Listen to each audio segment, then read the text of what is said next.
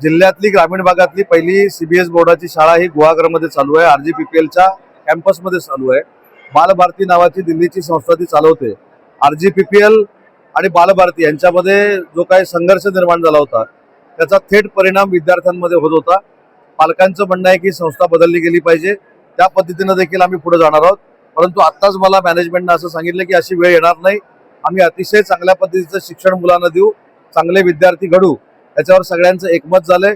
ज्यांना संस्था नको होती ते 5 लोक आणि ज्यांना संस्था हवी होती ते 5 लोक असे एकत्र बसतील RGPPL बरोबर आणि याच्यातनं सुवर्णमध्य काढतील।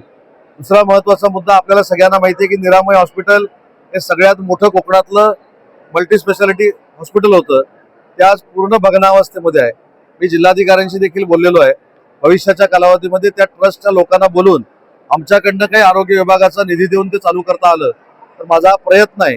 आणि प्रयत्न म्हणण्यापेक्षा ते चालू होणं हे माझं स्वप्न आहे। गेले 3 वर्ष मी हा प्रयत्न करतोय आणि या वर्षी चालू करण्यामध्ये आम्ही यशस्वी होऊ असं मला वाटतं। जिल्ह्याच्या गॅस तुटवड्या संदर्भामध्ये आजच जिल्हाधिकारी महोदयांसमोर एक बैठक झाली। कशा पद्धतीनं गॅसचं वितरण केलं गेलं पाहिजे हे सगळ्या आता गोष्टी मी सांगत नाही, पण तुटवडा पडू नये यासाठी ज्या ज्या काही उपाययोजना आहेत त्या करण्याचा निर्णय आम्ही घेतलेला आहे।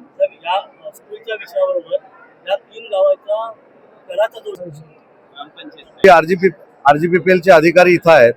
स्थानिक स्वराज्य संस्थांचा टॅक्स जर देत नसतील तर ते मला असं वाटतं की अतिरेकपणा करतायत, त्यांनी तो दिला पाहिजे।